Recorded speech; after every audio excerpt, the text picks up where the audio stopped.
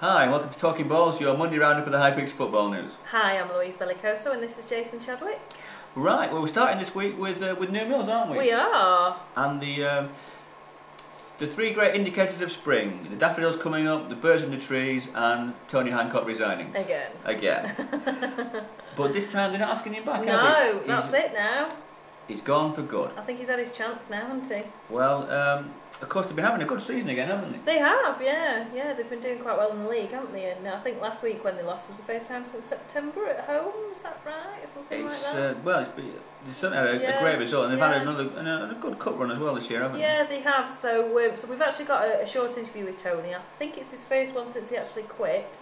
So it's just sort of explaining his reasons for quitting and that kind of thing. And it seems to revolve around the budget for the team, doesn't it? Yeah. Like most managers, they want more money for the squad, don't they? And basically, the funds that the club have got don't match up with Tony's ambition, does it really? Yeah, I mean, he's always been a very ambitious guy, as we've said in the past, haven't we? So.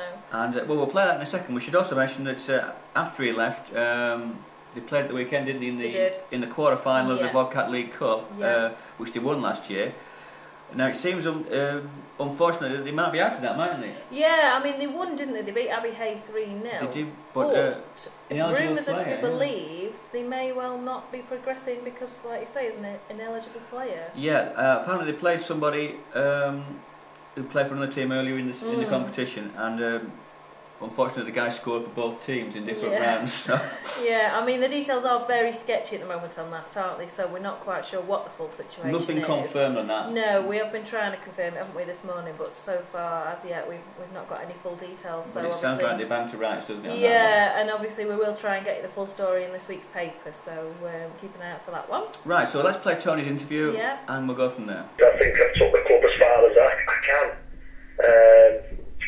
And the position of the club obviously over the winter has obviously affected basically the wage bill, what it needed to be cut, and I felt that not having the right tools I couldn't finish off the job that I started, and unfortunately I spoke to Sue and Ray the chairman, and so I just felt that we could come as far as we could, to be fair. Yeah. Is there any significance in the timing of your decision to stand down? I mean, obviously because I know that they still ought to play for still in the league, but did you feel that by standing down now you're giving another manager time to bed in, say, towards the end of the season and for the start of next season? Yeah, I mean, in football I don't think there's any good time and bad time. I think a decision was made between me and the club and myself, and with the financial situation of the club. I mean, don't get me wrong, they're not in turmoil, but they wanted to cut things back, and that didn't suit what I wanted to do, and at the end of the day, the player deadline is the 31st of March, and if obviously they wanted to appoint somebody and bring somebody in, it gives them a little bit of time to sort it out.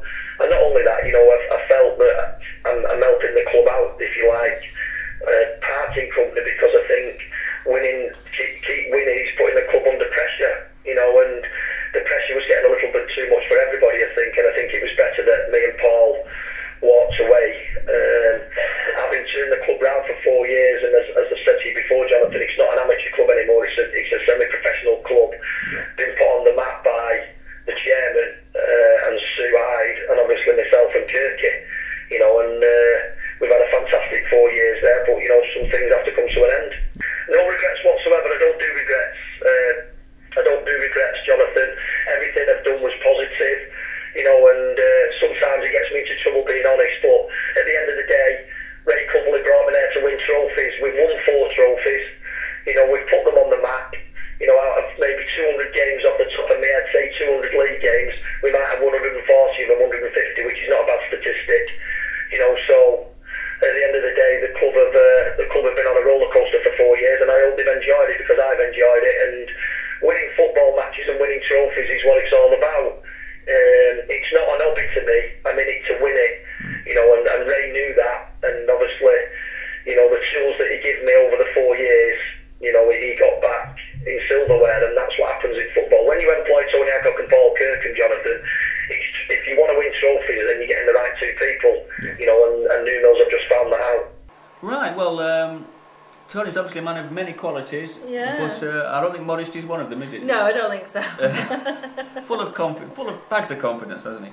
Yeah, bags of confidence and bags of ambition, and I mean, realistically, you can't fault it, I suppose. No, can well, you, he's got a very good record, hasn't he? He has. He's done good things for New Mill since he's been at the club. I think it was like 4 years and something now, isn't it? And you know, he's done well for them. So. And breaking news in the last couple of minutes, we've just heard that New Mill's appointed a caretaker manager for the rest of the season, and it's Ali Pickering. Who interesting. Buxton fans of a certain vintage remember Ali back in the late 80s, and of course he was a big sale for Buxton, wasn't he? Was he the record sale? I think he still is the record sale, isn't he? When he went to Rotherham. Went to Rotherham, yes. Yeah, 16,500. So back in those days, that was a lot of money. You weren't born then, were you? I was, just, yeah. I remember him leaving, unfortunately, but. But yeah, I mean that's quite an interesting development. Yes, isn't I mean it? it's only caretaker and it's only to the end of the season, I believe. So we'll see. It'll be interesting to see how that develops, won't it? Definitely. Buxton fans, I'm sure, will be keeping a close eye on that one. And I believe Ali's got a track record at managing at Woodley, hasn't he? I think. Yes, I think that's where he's been recently, isn't it? So watch that space. Now you better tell us about Buxton.